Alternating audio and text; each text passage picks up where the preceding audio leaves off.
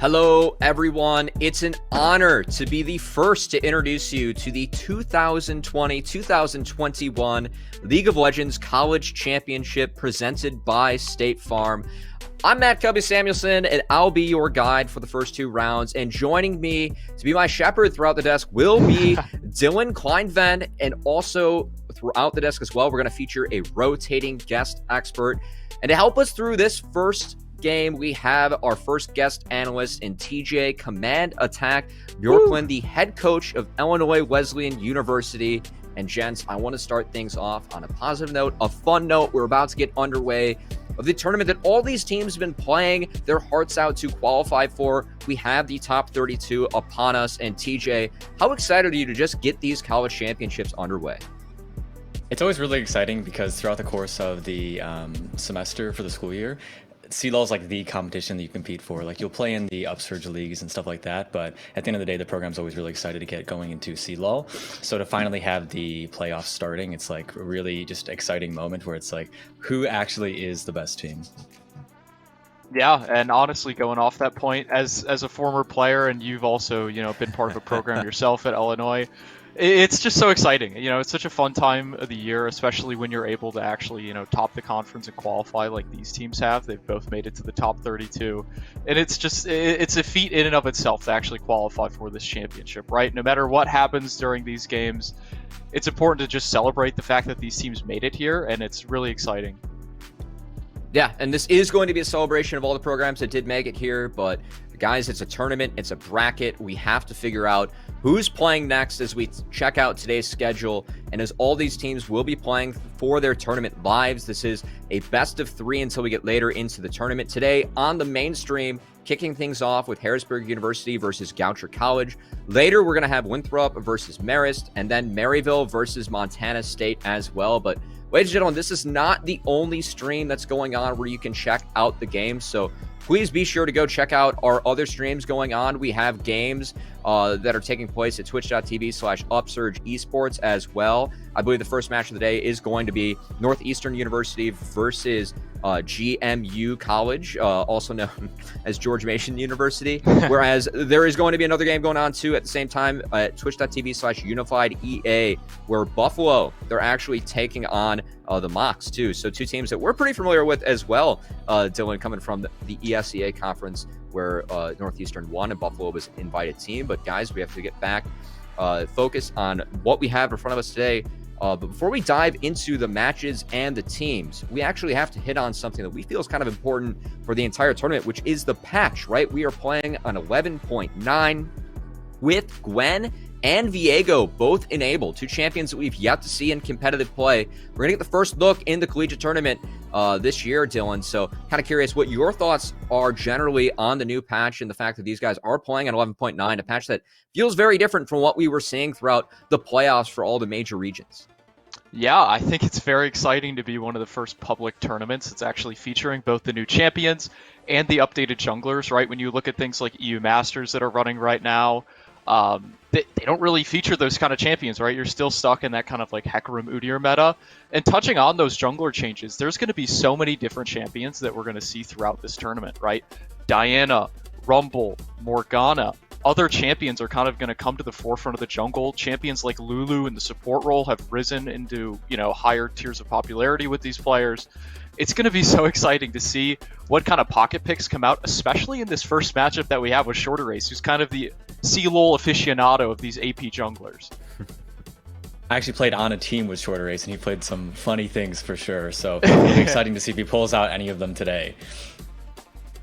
Yeah, I know that TJ, obviously throwing back to your time with Wildcard Gaming in the amateur circuit with Shorter Ace, a player that has a lot of veterancy under his name with all the play that he's had, even dating as far back to some of the early LCS days as well, and the Challenger Series qualifiers too. I know that for the patch Dylan, you were talking a lot about the jungle, how these AP junglers have changed. TJ, I'm kind of curious if you have any thoughts on, with all these AP junglers coming in, we've also seen a big upswing in champions like Nocturne that can be triple flex and have some AD on them as well to kind of match those AP junglers. How does this really affect the solo lanes as well, the fact that we have so many different junglers that we're seeing on this patch? I think it definitely poses a question of like, are players willing to be flexible? Because champions like Tristana, Yone, etc., the AD mid laners are like incredibly strong.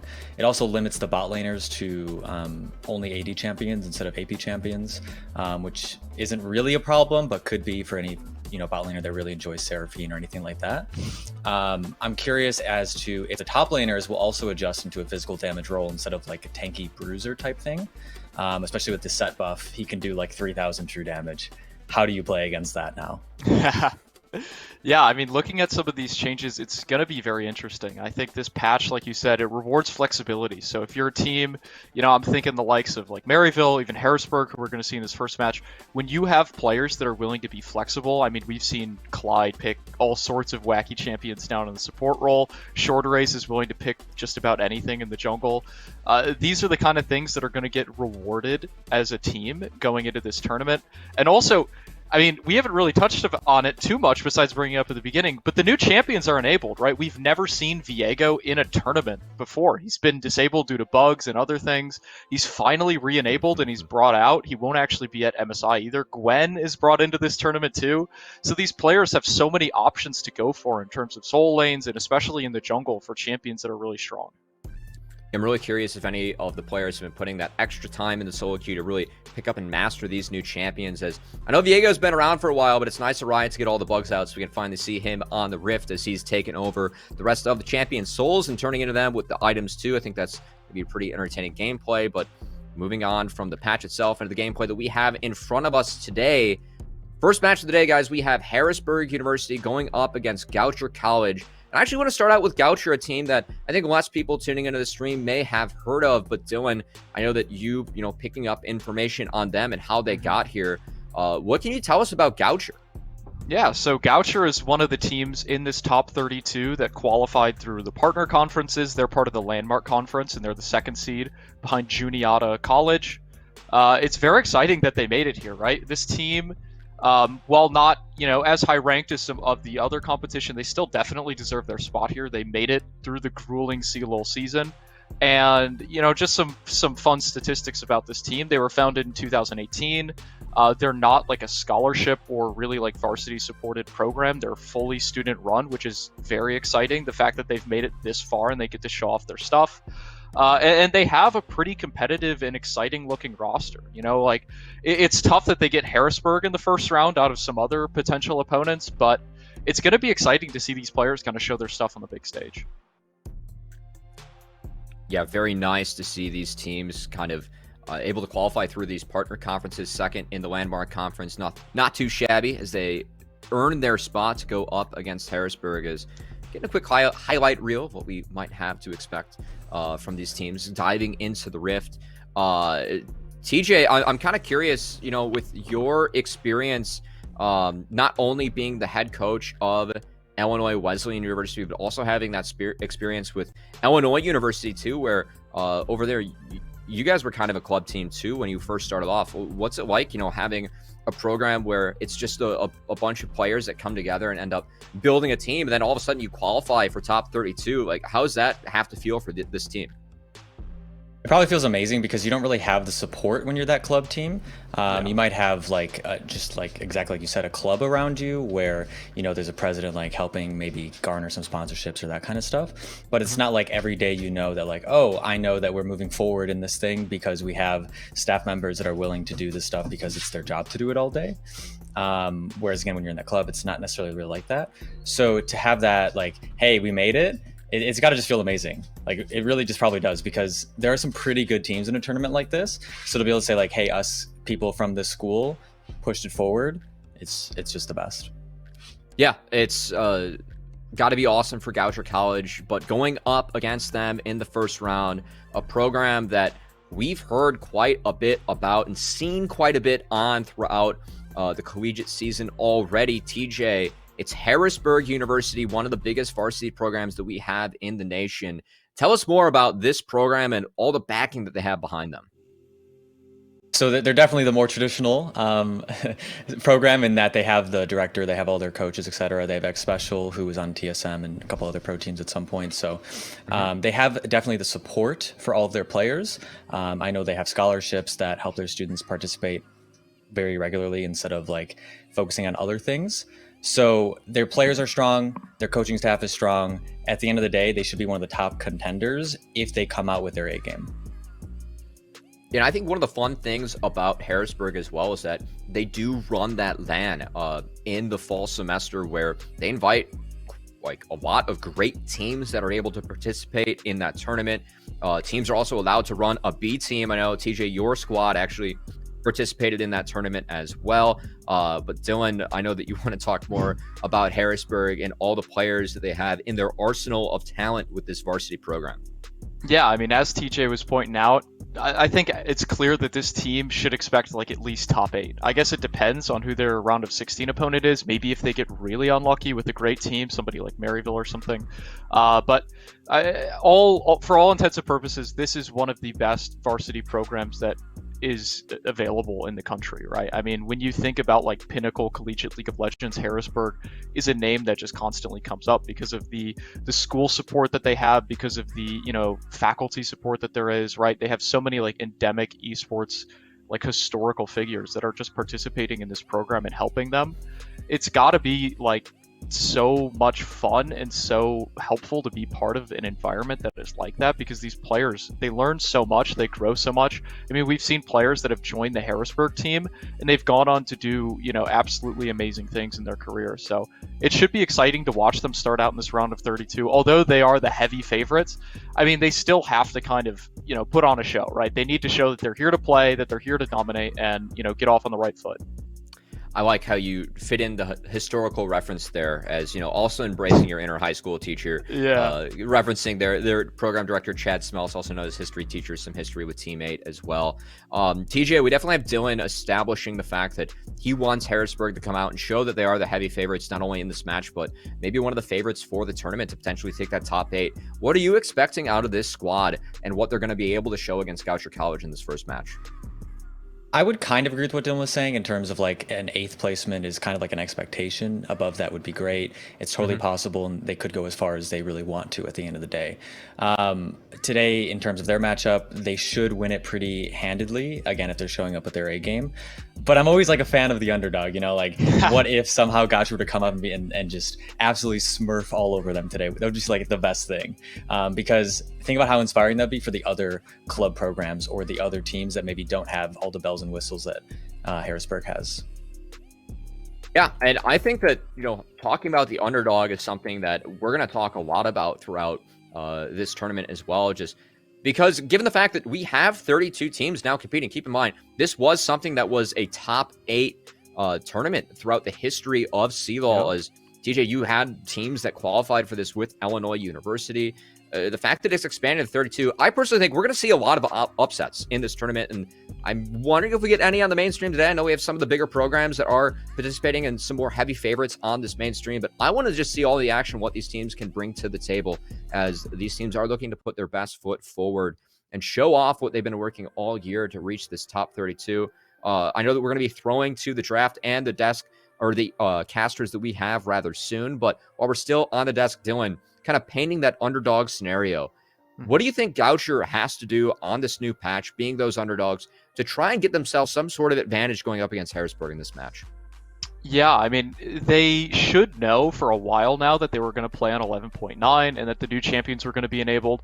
And that's definitely one way that you could try and eke out an advantage, right? Like if you have some sort of a meta read or like a draft setup that you think is actually going to like exploit some Harrisburg weakness or play to your own strengths, that is one way you can get an advantage, right? Because who knows how much practice the Harrisburg players have in an organized setting against something like Gwen or Viego. I mean, chances are it's been banned or just not able to be picked in every scrim they've played until they learn that they're enabled.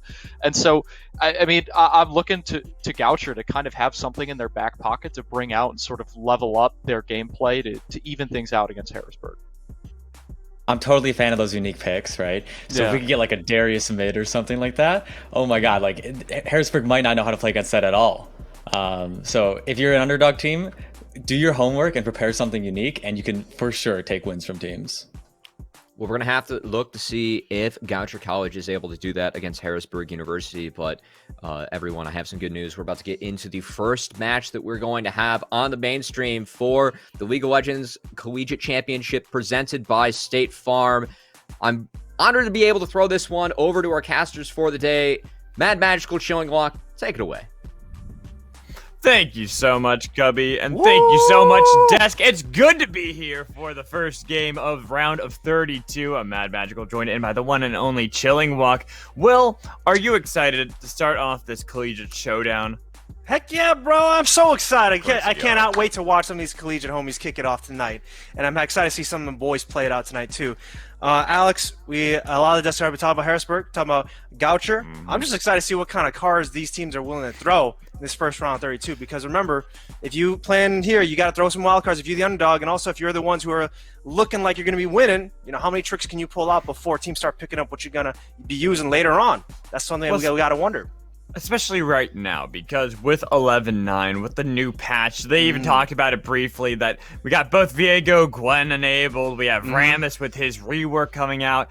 There are these different styles that you can play, and we've even seen a massive shift in the jungle, with Morgana, Diana, Rumble taking over. The AP jungle dominating kingdom is here. No longer is it just Udyr and Hecarim. We have new faces that we're going to see a lot. And man, that's why I'm excited to see both these teams.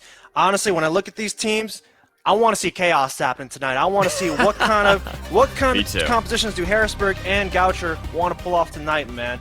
Because if I'm Goucher, like what TJ said, figure out what your team wants to, figure out what the opposing team wants to play, figure out what you want to play, and then, you know, toss some different ingredients in. Make sure you make a little bit of magic, you know?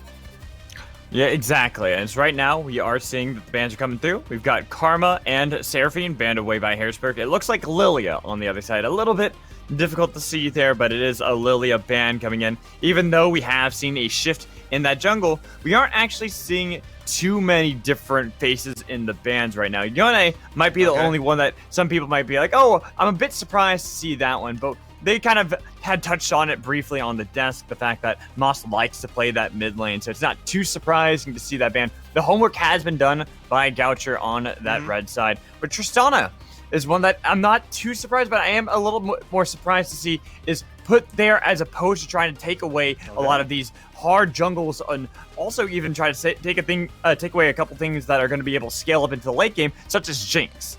You know, I was going to say, I was going to credit Goucher for doing their homework because they banned Talia away from Shorter Ace, who is a renowned Talia jungler currently in the high elo. But, yo, Alex, they going right off the bat. Like, you know, if Viego's enabled, we picking that champion ASAP. And now if I'm Goucher, I got to wonder what we want to do against this hell of a champion.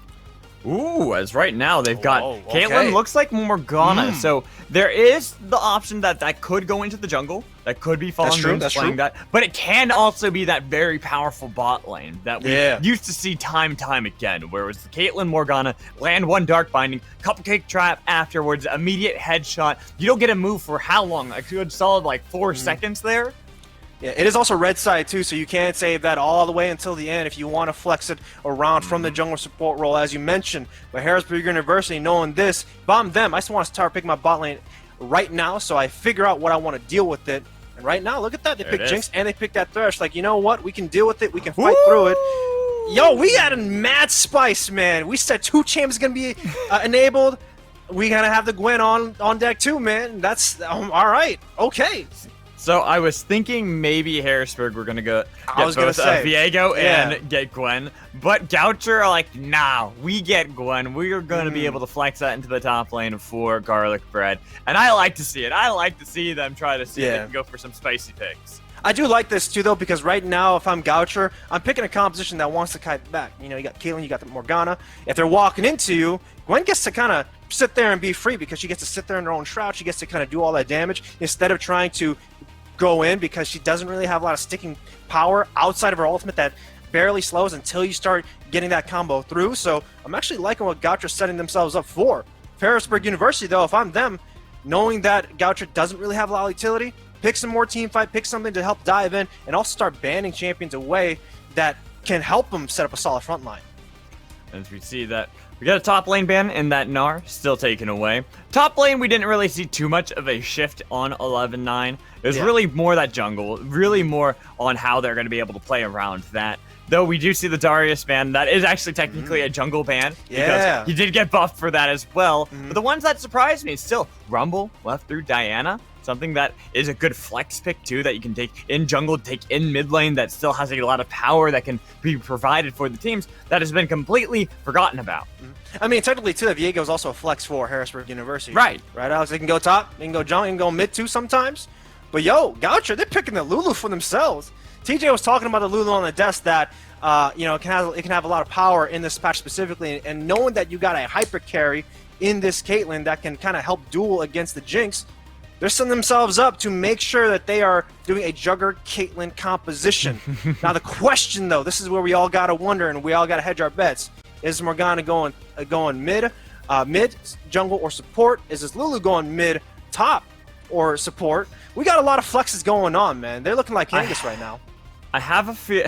Yeah, they are. They're getting the big old muscles over there. But I have a feeling that it's going to be Fallen Moons onto that Morgana, playing something that I think even Goucher have said that they like to play before it got buffed. Okay. So going to be able to have that strength. But okay, so Nidalee was locked in. That is going to be shorter ace playing that, which means that this Viego and even Renekton can both be flexed. It could be top lane at Viego, it could be mid lane Renekton, or vice versa. Okay. We don't know exactly just yet. Well, Gwen also looks like she's gotten flexed around, going to be in Sad's hand in the mid lane as opposed to being the top lane Gwen that we're used to. I haven't seen any Gwen mids recently. I also don't know how well she does, especially when it deals with control mages. But if they call the shots that there was going to be Viego mid, then I actually kind of like it, because Gwen does a lot better in melee matchups compared to ranged matchups, because she can't really stick on to those people who are outside her range. But Alex, we got a huge change at both compositions, because Harrisburg, gigantic, strong top side. You got the Renekton, you got the Nidalee. Everyone knows about this insane duo. Then you look at Goucher, you got the heavy protect the Caitlyn bottom lane, and along with that, you got a jungle with Morgana that will be able to help that Caitlyn go through into the late game. All right, man, this is honestly a game of speed versus weight. Goucher got a lot of weight. They're putting all of it on that Caitlyn, whereas Harrisburg, they got to make sure they make that fast snowball play. And doesn't this fit in with how we expect Harrisburg to play anyways? This is a team that likes to play really volatile. When you have a jungler like Shorter Ace, this guy has been so aggressive as long as I've known him. He loves to play for those early invades, trying to see if he can find a kill. Level 1, level 2, doesn't matter. They were talking about his Lee Sin on the desk, but really any champion I've ever seen, I've seen him play Sejuani, go for solo invades to try to get kills. This guy does not care. Yeah, Shorter Ace is a big playmaker, and I expect to make a lot of plays here today in this first game of the top 32 in the 2021 Collegiate Championship, Alex. Honestly, I'm just excited to see some of these guys play at their best, because Goucher, they coming from the Landmark Conference in their side, getting the second seed coming in. Harrisburg, of course, from the National Eastern Conference as well. Just excited to see how well these guys do it, because both these teams, Harrisburg, established program. Goucher, you know, according to my notes, not financially supported by the school, but then the school does support them as a club, and they have a website for them too. And that's honestly some love that I really appreciate when it comes to both these two schools. And I'm really hoping that Goucher can come into this one. They're going up against a Titan. They're going up against a very strong organization with a lot of tenured history in the collegiate scene. But being able to go into this one and say, we're going to draft Gwen, we're going to go for what we are comfortable with, is a great statement that hopefully we can see more of coming in from them. And maybe we'll be able to see them in a couple more collegiate tournaments as the team kind of grows with one another. They continue to bolster each player up to get higher ranks in the future. I mean, that's what a lot of collegiate teams are, Alex. You know, we look at the amateur teams, we look at the pro teams. They're playing what's meta and what works for them. But then in the collegiate scene, you know, you don't really have a lot. You can kind of discuss how much practice you actually can have, because some schools, you know, some teams, they have to focus on academics, they have to focus on all these things. And it can also just be a group of friends playing and just having fun. And that's where playing comfort and having fun and making sure you're showcasing yourselves is the best way. And I think that's really something that's true with the collegiate scene, that a lot of these schools, yes, if you're a scholarship team or if you have a lot of time, you can play the meta, but as long as you're playing what you're comfortable with, that's all you need to do. Exactly, and that is what Goucher are doing here. They've got that Juggernaut Caitlyn composition, not the Juggermaw composition that we're used to, or even the Jinx. Kate. It's Jugger Kate, man. There's got to be a better nickname for Caitlyn. Caitlyn Knott. There you go. No, that's terrible. That's terrible. That's just not good. If you find a name, then shoot it out. I'm trying to come up with names right now, man. I'm gonna mull over this. Like we're gonna think about it as we go through. But it is going up against a very difficult composition because Harrisburg have drafted for themselves a lot of that early aggression, especially in the top side of the map. You got Renekton, Nidalee, Viego. They're looking to see if they can make these plays early on, and if all else fails, they have a Jinx that they can fall back onto. Always got to have that late game insurance, especially when you look at a lot of these teams, especially when a team is drafting Caitlyn plus double support. You got to make sure you have something to deal with it in case if that early game plan goes to the wayside. If you mess up, you're like, all right, don't worry, guys. The Jinx will be able to help us. We'll be able to get to that 30-minute mark, but hopefully we'll be able to team fight against this Caitlyn and those double supports. But this is where you look at Goucher. They have to wait out the storm. And it's a dang heavy storm, Alex. You're going to be hearing thunder. You're going to be hearing hails. You're going to be hearing everything crashing on that top wave if I am Goucher, because Renekton, Nidalee, looking at Shortace, looking at Sandflame, they're going to be going hard in that top side.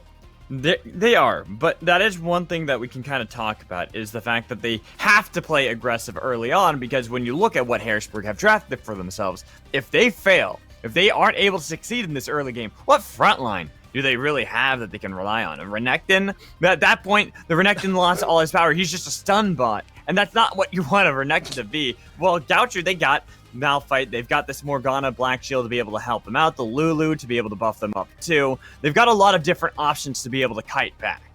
I mean, they definitely do. You know, as we said, Harrisburg University is a competition that wants to dive in for sure. You got Thresh, you got Jinx, especially if she gets a kill. She wants to start running in with the front line of Renekton and Nidalee. But then you look at Goucher, of course they want to kite back. It's very clear that both these teams have solid identities, but Alex, at the end of the day, man, it's all about that execution. It's great that you guys have these game plans. True. You know, it's great that we see solid drafts come on both sides, but if you don't get that game plan going, it's not going to matter.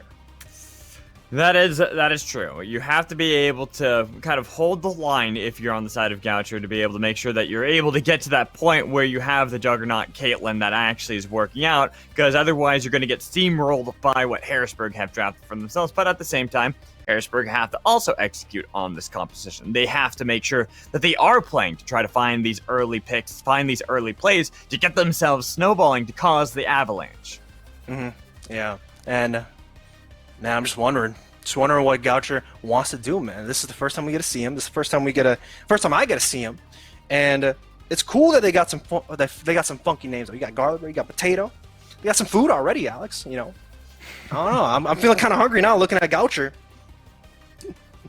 I mean, yes, but at the same time, like, just going back to the typical draft and what we can do here, I will say the fact that Fallen Moons was able to get that Morgana, I'm a little curious with Harrisburg that they let that go through, more just because how strong that's been, plus not touching Rumble or touching Diana. Maybe they're trying to hold on to these strats and not let other people know too much, but that could be disrespectful, and Goucher can definitely punish them for it.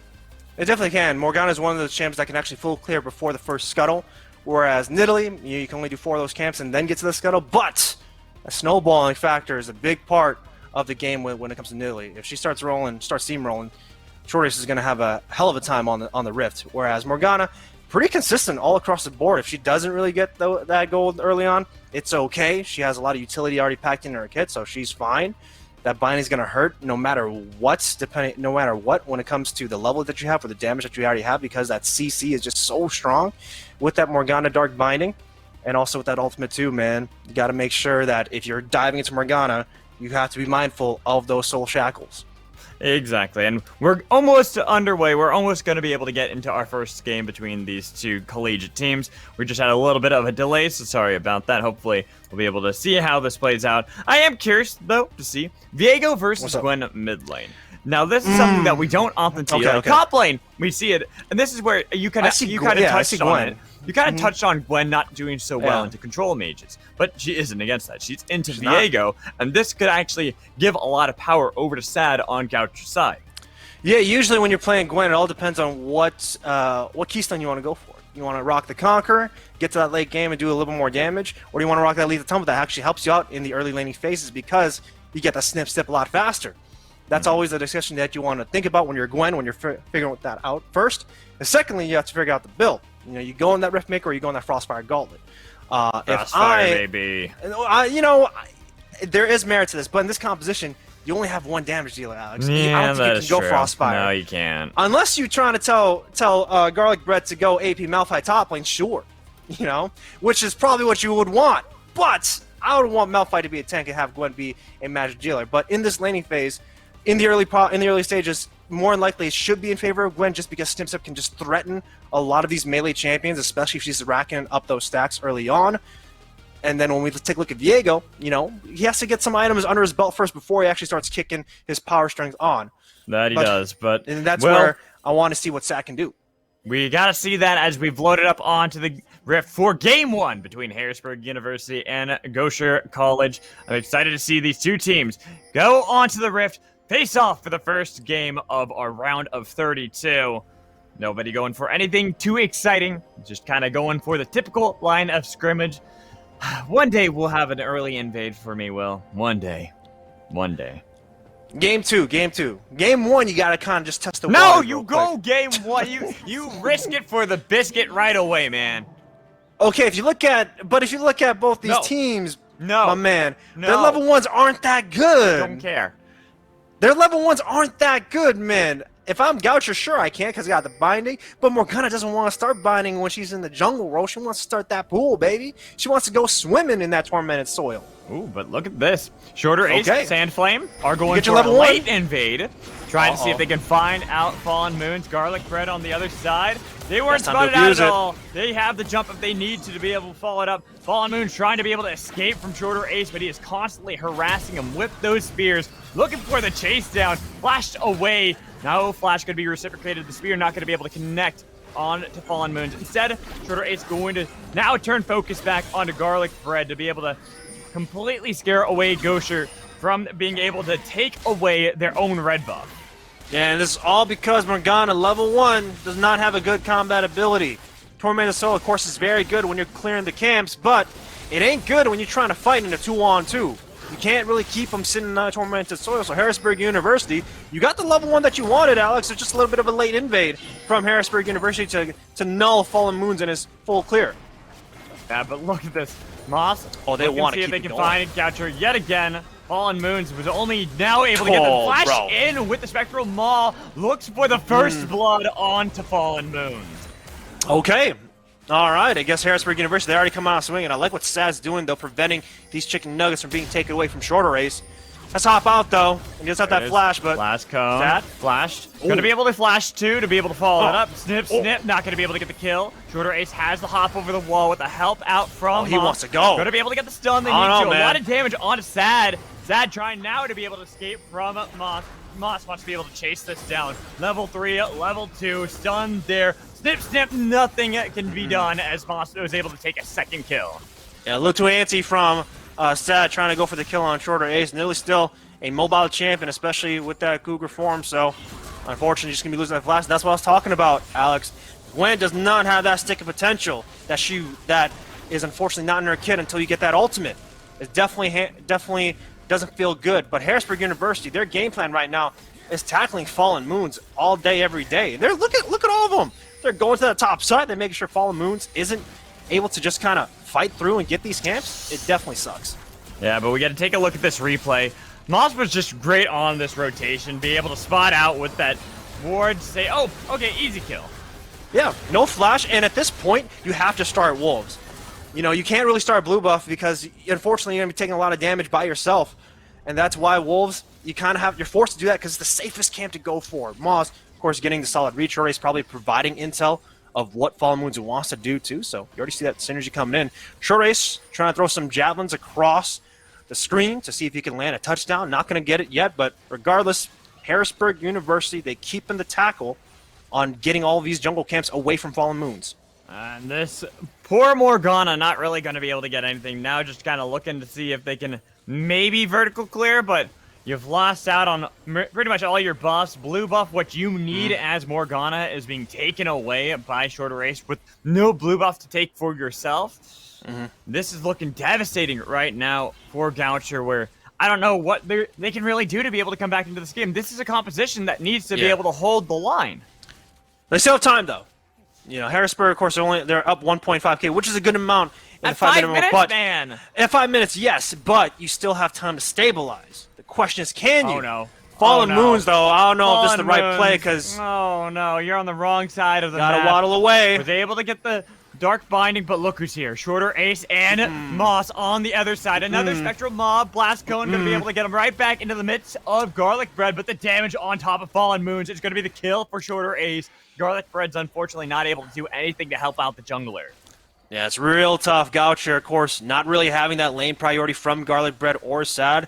I mean, it's very clear based on the CS discrepancies that Moz gonna have that priority overall. Same thing with Sandflame, especially when Fallen Moons is just so deep in that top side jungle. So liking that punish from Harrisburg University, making sure Fallen Moons again ain't getting any of these camps. You've just got to feel bad for Fallen Moons in this one. There's so much. Like, he's trying to do the right calls. He's which trying. Is like, get some stuff back for yourself, but it's just great rotations coming in from Harrisburg to constantly punish this. Make sure this Morgana gets nothing. And now bot lane with the Lantern to help out. They've got the stun on. Look like at that damage in. Poor Queen was immediately nuked. Yeah, unfortunately, not having any sort of vision. Short Ace right around the corner. Potato. Potato, You don't want to fight this, man. No, and without really anyone to be able to back up, they're just waiting for the Oh, minions to be able to show up. And with the spear connecting too. Oh, Shorter? Shorter Ace, you take the turret, has to be able to get away from that one, has the Lantern to be able to get back towards the team. Hopeful? Might be hopeful to look for that dive solo on a Potato, but with Sad on the other side to be able to flank, they have to back out. Yeah, Shorter was feeling himself just a little bit when trying to tackle down Potato, but biggest thing, though, is that both summons are blown from Potato. So Harrisburg University, now they have two options on the way they want to take down Goucher. Still try and take down those camps or try and take down Potato. Looks like Goucher wants to see if they can take down Moz, but he's in that shroud. He can actually handle this by himself. I don't know if you want to fight this one right now. Look at the damage coming in from Moss. They don't have the Dark Binding either. Man. He's going to be able to get the 1v2 kill with Moons on the he's other win, side. man. He stole it away, and double kill 1v2 comes in from Moss. He might have been stunned under the turret, but it doesn't matter. He is a king in this mid lane. Yeah, so tough to deal with, and this is where I was talking. Imagine if Moz was 0-0 and the game was actually even. Maybe Sad can actually deal with Moz, but Moz, once he gets those items, he starts hurting, man. That Black Shield's not going to stop anything except that stun. Everything in this kit is physical damage, Alex, and right now, Goucher, we told him to try and stabilize, but right now, it's looking really tough. Moz is a big champion. I was going to say, how can you stabilize when Shorter Ace is constantly following around Fallen Moons? And even if it's not Shorter Ace, it's other members of Harrisburg trying to make sure this Morgana can't do anything. And when you make a play, 1v2, Moss turns it around. Yeah, and you can also see Fallen Moons made a call, too, that he was like, you know what, I don't really want to continue, but then Sad also went in, too. So a little bit of miscommunication that occurred between both the mid laner and jungler from Goucher. So, you know, some little bit of small hiccups, but it's, you know, unfortunate that Moss is going to get both of them. Now we look at him, though. He got Blade and Ruin King on deck. Oh, God. Those spears landing from Shorter Ace. Oh, don't back there. Oh, Don't back there. Don't back like that. That's a touchdown, baby. Short Ace. He's trying to get to the end zone. Doesn't land the one. Doesn't land the other one. Oh, that's sad. That's a sad Shorter Ace right there. But regardless, he gets one touchdown. That's what we like to see. You don't back like that, especially after you already. I was just about to say they already got one spear.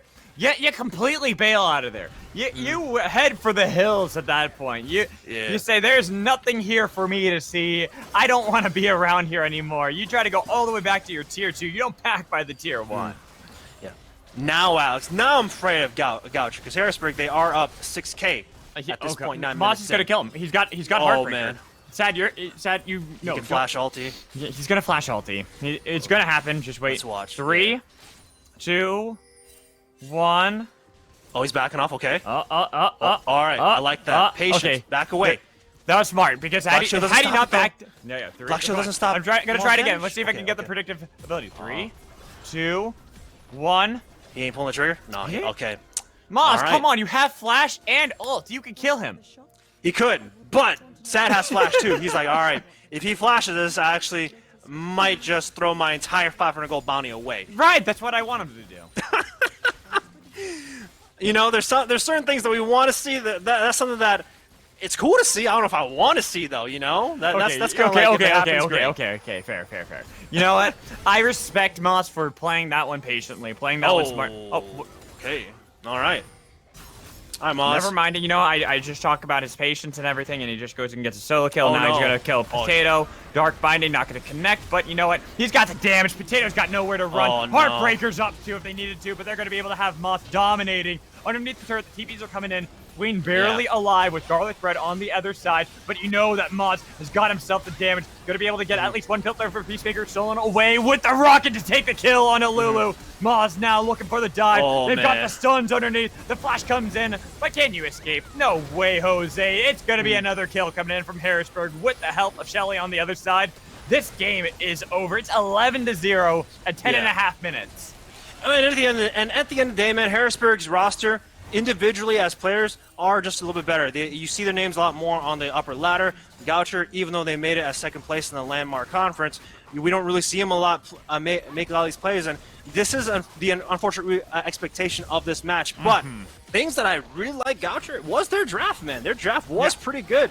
Unfortunately, the execution just doesn't come through because of that time and that experience. Okay. But they're still trying to make moves, and I appreciate that from Goucher. I respect this coming in from them. They are still Take trying. down Sandflame. Trying to be Get able to him get away down. the flash coming in, but they've got the ace. Let's in the hole. go. Shut down. First kill for Goucher. All right, congratulations, Goucher. You guys get one on the board. That's something that we want to see. Respect, man. You know what? I respect a team when they're this far down that they still try to make these plays, but we got to take a look. It's just Fallen Moons. You don't own the jungle anymore, man. You are now relegated purely to the supportive role. Yeah, it's definitely unfortunate. This is the dive on the bottom side too, though, and this is where we had some miscommunication because Moss took down Potato and Queen Via was still sitting on the bottom side. So we do see Goucher and their inexperience show through. But regardless, remember, this is still a young team. This is their first time in the Nationals. Right. And even though Harrisburg are kind of running circles around them, I still credit Goucher as a school and as a program of just doing their research because they are picking solid champions through and through.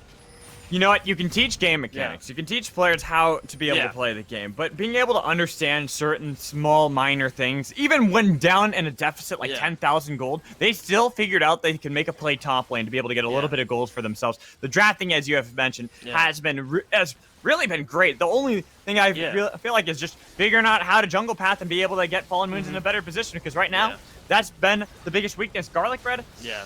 I don't think you're going to be able to survive this one. With the Rocket 2, boom, goes the Dynamite. Fallen Moons, only level 7, trying to be able to get away. Like I said, you're relegated to the supportive role, and you're dead meat. And giving more kills over to Hopeful. Oof. Yeah. And, you know, eventually Goucher, as long as they're pushing their program forward, as long as they're learning, that's a good thing.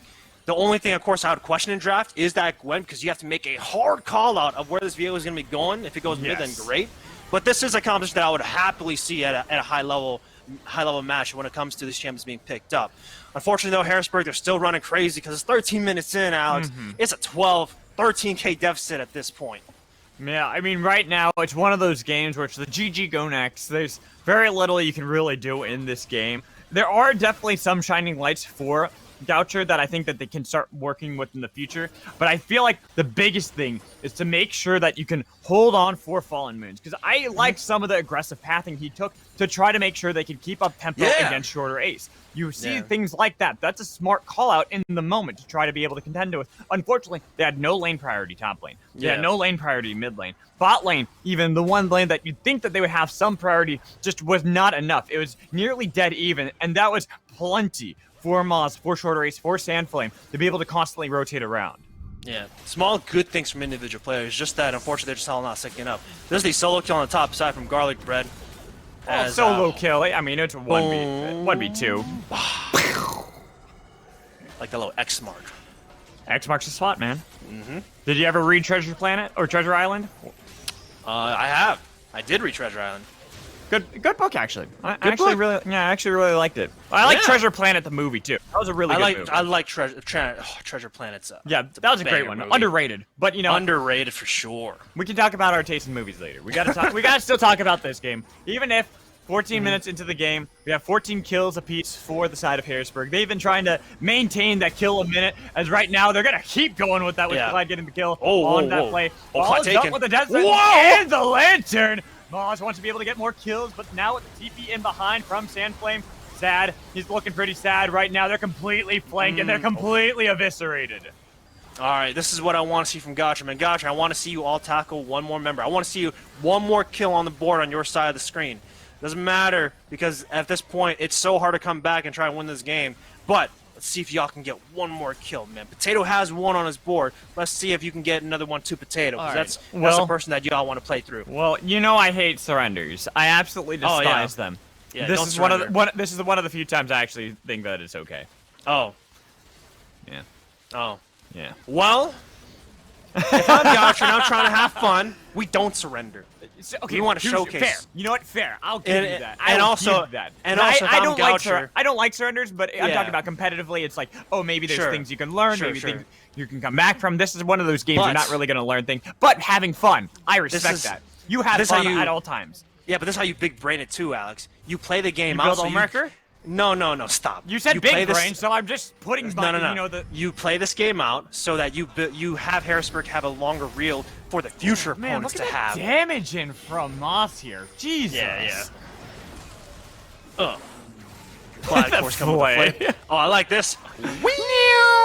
God, what a journey there. Oh man, look like Aladdin and Jasmine out here.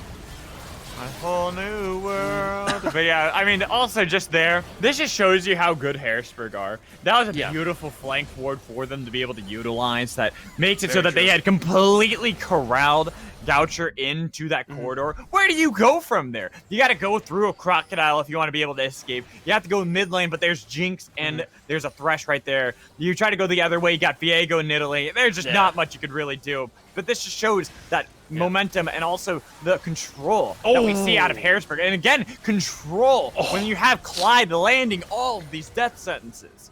Man, 3-pointers off the bat. Everyone's landing them shots from Harrisburg University. But Alex, going back to that replay, man. Wait, if I'm Goucher, just ending the game. No. Is he? No, not ending. No, I was like, what's going on? I was gonna. No, they're not ending the game, man. Look at this. They're just chilling. Oh, they use the Rift Herald too. That's what I'm saying, man. Can they get the Rift Herald to dance on the Nexus though? That's something that I want to see. That's something that's rare too. Poor Potato. Come in. Oh, Moss wants to be able to get the kill with the Heartbreaker. He's looking for that kill on the flank. He's got a great position, but maybe they can't. No, the Torment Tutorials man is gonna kill Shelly. No! Why you gotta do this? Harrisburg should have. God, stop it, Jordan. All right. All right, Will, play by play this last fight. Go. Oh man. All right, they're hitting up the Nexus right now. Clyde gonna miss the hook. Unstoppable Force comes in on a short race. They're trying to see if they can tackle down the jungler from Harrisburg University. Everyone trying to dive in. Moss still godlike though, as everyone else falling through. Hopeful is godlike. Harrisburg University taking down everyone from Goucher as another spear lands in. We get another kill for Goucher. That's a 2 for them. And now we see Goucher get 2 scores on the board. But at the end of the day, Harrisburg with a double kill on Hopeful, 24-2. They taking it 18 minutes in, Alex. Way to go, Harrisburg. This is a dominating performance. Also, great job, Will. Nice play-by-play there. But that game was quite a stomp coming in from Harrisburg. This is what we kind of wanted to see coming in from them. We wanted to see them be this team that was going to be heavily proactive in the early game. Show us why they are a team that we have constantly been talking about throughout collegiate. And here, with 24 kills in 18 minutes, they definitely have given us something to talk about. It definitely has, man. And again, if I am looking to play against Harrisburg, the big thing that you have to take away is this draft, because this is a, if I were to ask you, Alex, I was like, I think Harrisburg might just throw a lot of wild cards in, throwing some Annie, throwing some Draven, throwing something that they don't usually play. But we look at this composition, a lot of it's basically chambers that they are probably down to play for the rest of collegiate. Rest of this top 32. So that's something that I think a lot of teams can take away from. And remember, Goucher, they did a good job in that draft. Again, the only thing that I was questioning was calling out where that Viego was going to go, because if that Gwen played against Control Mage, it wouldn't be fun. But Goucher, they are showing some good lights, and I'm down for that all in. Same here, but you know what? It was still a pretty one-sided affair coming in from Harrisburg taking game one. We're going to toss it back over to the analysts and the desk so they can break down that game a little bit further. So, Cubby, take it away. Hello, ladies and gentlemen. Welcome back to the desk after that game one. And guys, we had a scorcher of a game one coming out from Harrisburg. Definitely we're pitching this team as the favorites with these two programs going up against each other. But even I did not expect the dominance that came out from their set. TJ, initial thoughts. How strong does this team, one of the favorites we have in the tournament, look after that game one? I think you can see it a lot in their decision making where they look really strong, especially the level 1 play. So their ability to say like, oh, this is a good thing to do, and then doing completely unstandard, like extending an invade for an entire minute. That's something that takes a lot of prowess in the game to be able to say like, oh, this is something that I want to do. It's good. You saw that Morgana was chased around the entire time. So definitely did a really good job. And that's something that not every team would be able to recognize. Yeah, I mean, it's just so smart because, as you said, I mean, they're just recognizing their win conditions. And you could make the argument that maybe they have some bolstered confidence because, I mean, if you go for that invade against, like, Maryville, maybe it gets countered a little bit better. But, I mean, just knowing what they should be doing level 1 and executing on it pretty well. And it was like a team-wide effort, right? We saw, like a Moss, he was able to, you know, roam into Morgana's jungle and kind of set up a kill there. And it was just coordination between pretty much every member of the team to shut down the win con for Goucher.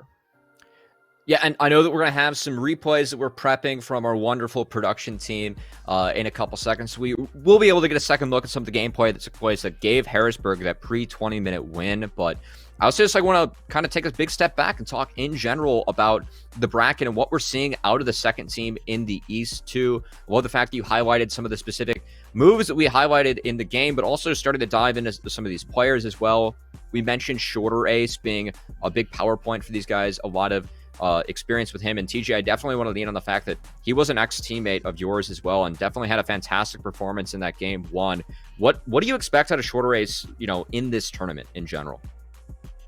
I'm expecting a lot of confidence when he's winning. So that game, he was probably like, I'm Nidalee, I'm 1v9ing. Let's go. Like, we're going to go do this. Like, oh my God, it's game over. That's the type of attitude that I was expecting as soon as the level 1 happened. So I would expect that to continue going forward in the tournament. I think that once he does start to play some of the harder teams, it might drop down in the confidence a little bit. But I think that's kind of natural, right? Like when you're on fire, you're on fire.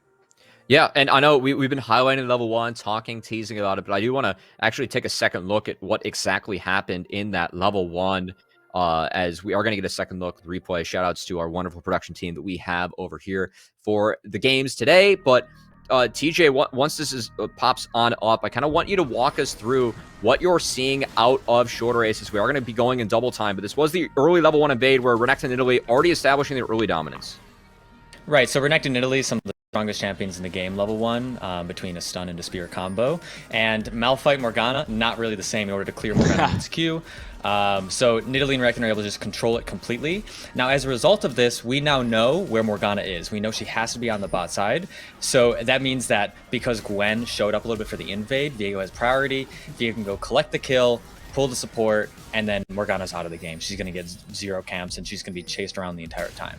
This was a really interesting sequence of events right here in terms of Nidalee versus Gwen, and it's kind of unfortunate that the Nidalee lived, but that's one of those weaknesses of picking a champion like Gwen, where she just doesn't have a lot of early damage, and it starts to come in later in the game. Yeah, and as you pointed out, TJ, it's just such intelligent jungle tracking and kind of knowledge of what's going to happen, because it's one thing to pull off that topside invade and kind of scare Morgana out of her topside jungle, but it's another thing to have the coordination and the wherewithal as a team to have Viego, track Morgana down to the wolves, because you know that with the Tormented Soil start, she pretty much has to go to the wolves, right? You're not going to be soloing blue buff with your W as Morgana. So it's just very intelligent gameplay coming out from the side of Harrisburg, right? Utilizing their champion strengths and kind of, punishing Goucher. And that's the tough part about, some of these games, right? Because when you are, players on Goucher, it's difficult to really recognize what's happening in the moment and react to it properly because, maybe they haven't really seen a level 1 like that before. So, good on Harrisburg for kind of, mixing up the game early, kind of making it more of like a mechanics test instead of like, just letting them farm up and play for team fights. Right, and that does speak to their knowledge, right, in terms of like Harrisburg having a lot of experience as a program. So that's something that's definitely important to recognize, that Harrisburg has earned the right to do that. Yeah, and I love the fact that not only is it, a test of mechanics, as you mentioned, Dylan, but also they had the advantage of level 1, as you mentioned, TJ, with the Renekton and the Nidalee too. So using their brains to kind of match the brawn that they have. As speaking of that, diving into the next replay, I know one of the things that I thought it was impressive, and a player that I always love to talk about when it comes to collegiate is Clyde in the bot lane, just with his story going from RMU to Maryville, also competing on Supernova as well in the last Scouting Ground circuit season, where they had a very respectable top 4 finish too. We saw some great play out of his Thresh, the champion that he really made a name for himself, with the help of Hopeful as well in the bot lane. And this is something that coming out of Harrisburg, that bot lane highlight, not the players that we were talking about right off the bat, but definitely had a great performance in this one. Yeah, I mean, honestly, like, that clip is just pretty dirty, right? It's Harrisburg knowing that they can rotate the Jinx towards the top side of the map, punish the fact that Malphite, not the best wave clearer under the tower when he's, put into a 1v2 or 1v3 scenario, and he was just punished, right? I mean, he had already been punished before that point, but is just great, map awareness from Harrisburg to utilize their Jinx to crack those outer tier turrets to extend their gold lead. And I mean, with her passive, she's just able to run down Morgana for a double kill, and we saw so much of that throughout this game. Yeah, absolutely. It was something that Harrisburg were able to use, as I know that we have one more replay about where the game really cracked open. And before we, hop in and let this one roll out, I also kind of want to bring up the fact that we did tease the fact that Gwen and Viego were both enabled for this tournament. Both were picked. That's what we saw in the mid lane matchup. TJ, I know that you kind of teased the fact that, Gwen early levels not so great, but has the opportunity to scale into the game.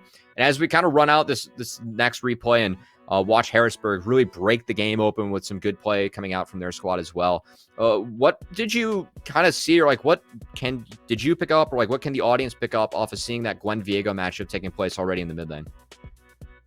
It's one of those matchups where neither of the champions are really useful in the early game, but because of the way that the invade happened, the Viego was just able to snowball completely.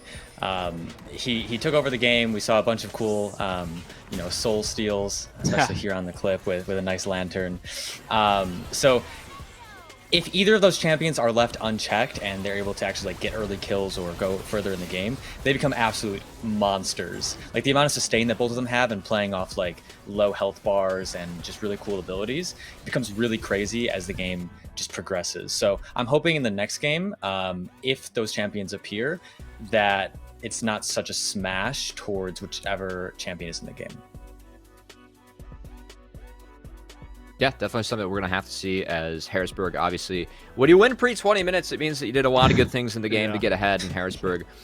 We teased them as being a very strong team and the favorites in this matchup, and I think they really delivered on that.